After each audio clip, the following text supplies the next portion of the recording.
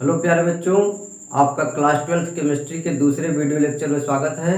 प्यारे बच्चों, आज मैं आप लोगों को ठोस अवस्था चैप्टर में, जो कि केमिस्ट्री का पहला चैप्टर है, एकक कोशिका किसे कहते हैं और यह कितने प्रकार की होती है बताने जा रहा हूँ। ओके, तो प्यारे बच्चों बोर्ड पर फोकस करें आप। तो देखिए, एकक कोशिका को इंग्लिश में यूनिट सेल बोला जाता है। ओके, आइए इसकी परिभाषा देखते हैं।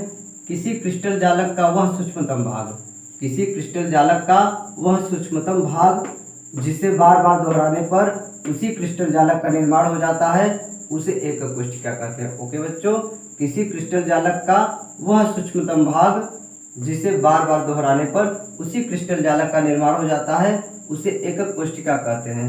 प्यारे बच्चों, इसकी परिभाषा को समझने के लिए आप एक ईंट की बनी दीवार की कल्पना कीजिए। मान लीजिए एक दीवार है जो कि ईंट की बनी है। ओके, तो जो दीवार है उसे क्रिस्टल जालक समझिए। दीवार को क्या समझिए? क्रिस्टल जालक समझिए। और जो ईंट है उसे आप एकक कोशिका समझिए। ओके, दीवार को आप क्रिस्टल जालक मान लीजिए और जो ईंट है उसे एकक कोशिका समझिए। तो जैसे दीवार खड़ी हुई है, यदि उस दीवार से एक एक ईंट निकाल करके आप साइड में रखते जाएंगे तो आप देखेंगे वही दीवार पुनः बन करके तैयार हो जाएगी। ओके बच्चों, तो यही परिभाषा में लिखा गया है। किसी क्रिस्टल जालक का वह छोटा से छोटा हिस्सा या वह सूक्ष्मतम भाग जिसे बार बार दोहराने पर उसी क्रिस्टल जालक का निर्माण हो जाता है। ओके बच्चों, तो आइए देखते हैं आगे एकक कोशिका का प्रकार। एकक कोशिका का प्रकार, types of unit cell. Okay बच्चों, तो याद रखिए एकक कोशिका मुख्य रूप से दो प्रकार की होती है। प्यारे बच्चों, एकक कोशिका मुख्य रूप से दो प्रकार की होती है। पहली है, याद रखिए, सरल घनीय एकक कोशिका और दूसरा है केंद्रित घनीय एकक कोशिका। ओके बच्चों, एकक कोशिका मुख्य रूप से दो प्रकार की होती है। पहला है सरल घनीय एकक कोशिका और दूसरा है केंद्रित घनीय एकक कोशिका। तो प्यारे बच्चों याद रखिए, सरल घनीय एकक कोशिका को आद्य घनीय एकक कोशिका भी कहते हैं। दोनों सेम चीज है, दोनों सेम चीज है। ओके, आप इन याद रखिए, दोनों नाम याद रखिए। आगे ध्यान दीजिए, केंद्रित घनीय एकक कोशिका तीन प्रकार की होती है। जो केंद्रित घनीय एकक कोशिका होती है बच्चों, वो तीन प्रकार की होती है। पहला है फलक केंद्रित एकक कोशिका और दूसरा है अंतः केंद्रित एकक कोशिका, तीसरा अंत्य केंद्रित एकक कोशिका। ओके बच्चों, तो आपको समझ में आया? एक बार फिर से ध्यान से सुनिए। एकक कोशिका जो होती है मुख्य रूप से दो प्रकार की होती है, सरल घनीय एकक कोशिका, केंद्रित घनीय एकक कोशिका। और जो केंद्रित एकक कोशिका होती है वो तीन प्रकार की होती है। केंद्रित वाला कितना होता है जी? तीन प्रकार का, फलक केंद्रित एकक कोशिका, अंतः केंद्रित एकक कोशिका और अंत्य केंद्रित एकक कोशिका। आपके सिलेबस में अंत्य केंद्रित एकक कोशिका नहीं है, इसलिए लास्ट में इसको मैं पढ़ाऊंगा नहीं, यहाँ पर मैंने लिख दिया है। ओके, आपकी जानकारी के लिए। ओके, अब अगला इंपॉर्टेंट चीज याद रखिए, जो आपके सिलेबस में एकक कोशिका है कौन वाली है? घनीय एकक कोशिका है। याद रखिए, जितनी भी एकक कोशिका है आप कौन सा पढ़ने वाले हैं? घनीय एकक कोशिका, क्यूबिकल यूनिट सेल पढ़ने वाले हैं। तो इसलिए आपको घन के बारे में, क्यूब के बारे में जानकारी होनी चाहिए। तो क्यूब के बारे में, घन के बारे में ये मुख्य बातें आप याद रखें। ओके प्यारे बच्चों, जैसा कि मैंने आपको बताया, आपके सिलेबस में कौन सा एकक कोशिका है? घनीय एकक कोशिका है। तो घनीय एकक कोशिका है, इसका मतलब आपको घन के बारे में विशेष जानकारी होनी चाहिए। तो मैं आपको घन के बारे में बताने जा रहा हूँ। देखिए, मैंने एक घन का ये चित्र बनाया है। ठीक है, एक घन, आपको पता है घन की सभी भुजाओं की लंबाई बराबर होती है। ओके, तो घन में कोर की जो संख्या होती है वो क्या होती है बेटा? 12। घन में कोर या भुजा कितनी होती है? 12। और घन में जो कॉर्नर यानी कोना जिसे कहते हैं कितने होते हैं जी? 8 होते हैं। और ये जो फलक होते हैं घन में वो कितने होते हैं? 6। ओके, तो आप याद रखिए, किसी घन में कोर की संख्या या भुजा की संख्या कितनी होती है जी? 12। और कोना कितना होता है? 8। और फलक कितने होते हैं जी? 6।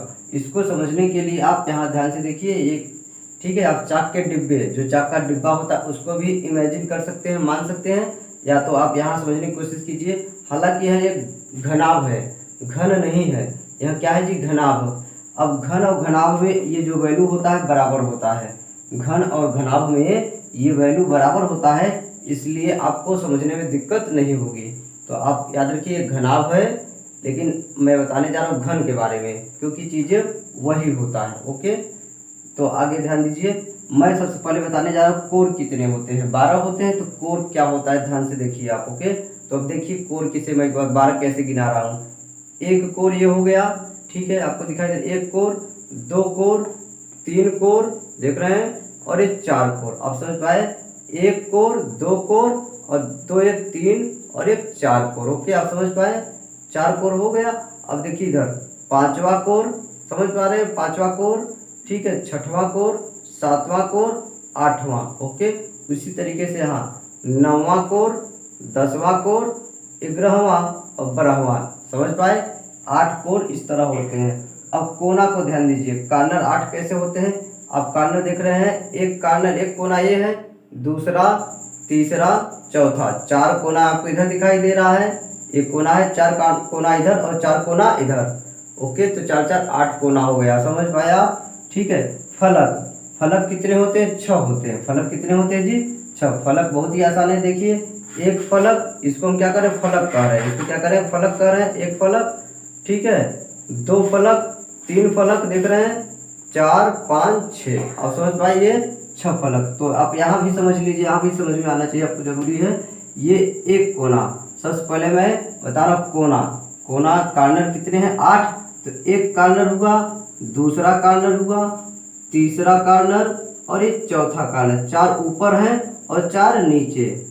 आप इस तरह से इमेजिन करिए, 4 ऊपर है और 4 कहाँ है जी, नीचे। देखिए मैंने घन के 8 कोने बनाया है, 8 कोना, 4 ऊपर और 4 नीचे। ओके, तो आपको ये समझ में आ गया।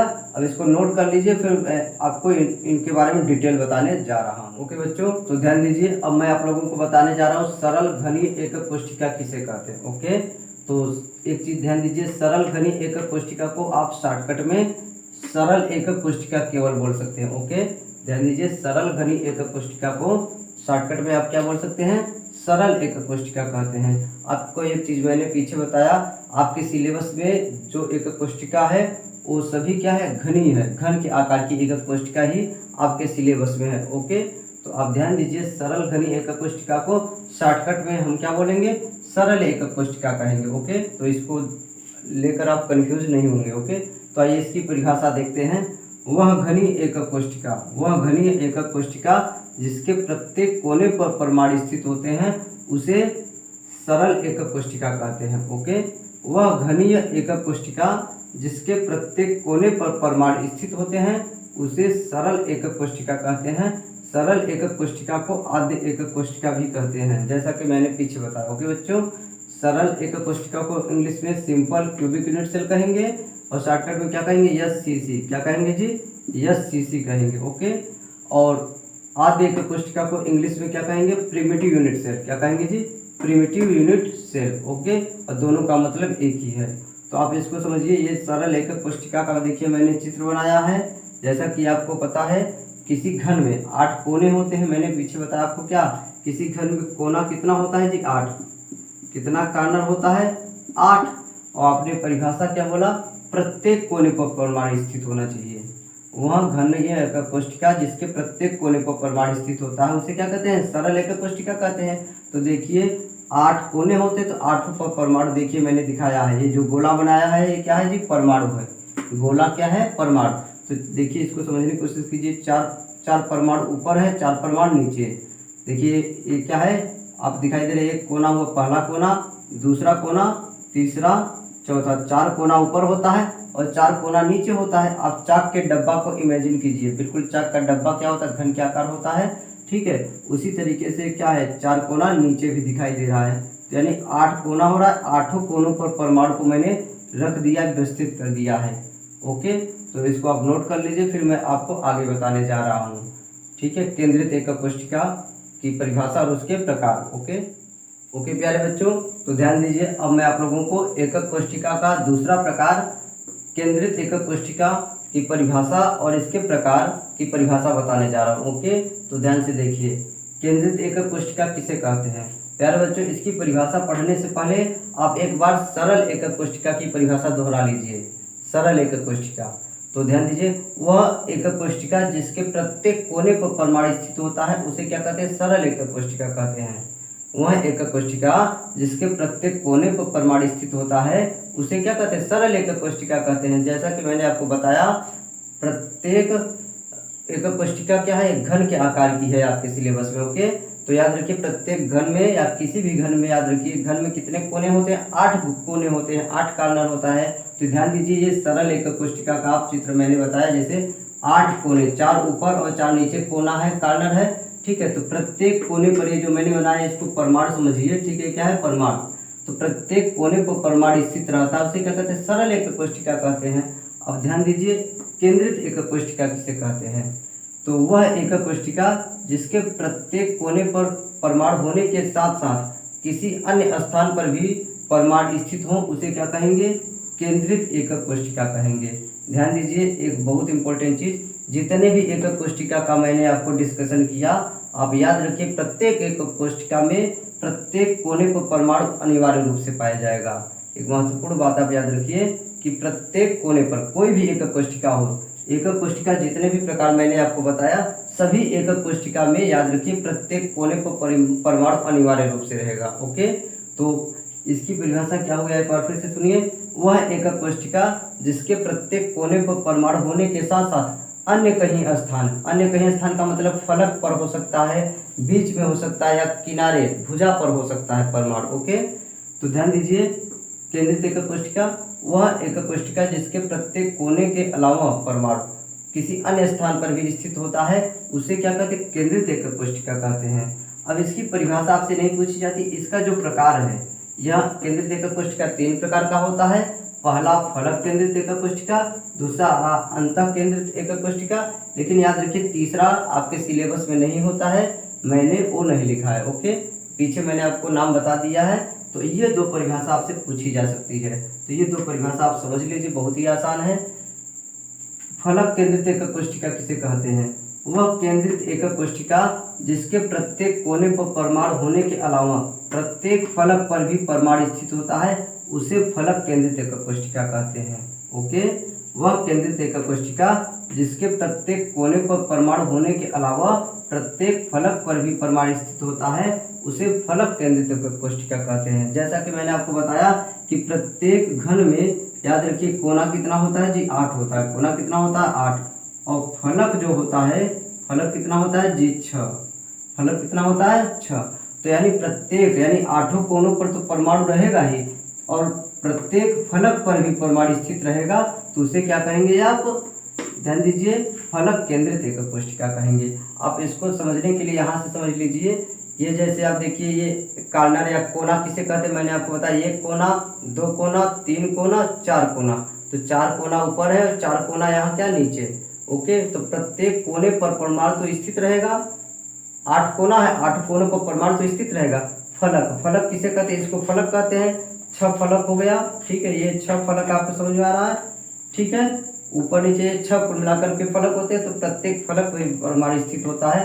जैसे आप समझ लीजिए एक फलक ऊपर, एक फलक नीचे, 2 हो गया, 3, 4। ओके, और समझ लीजिए एक पीछे हो गया और एक सामने हो गया, तो कुल मिला के 6 फलक। तो प्रत्येक कोने पर परमाणु रहेगा भी और साथ में क्या रहेगा, प्रत्येक फलक में भी रहेगा, तो उसे क्या कहेंगे, फलक कहेंगे।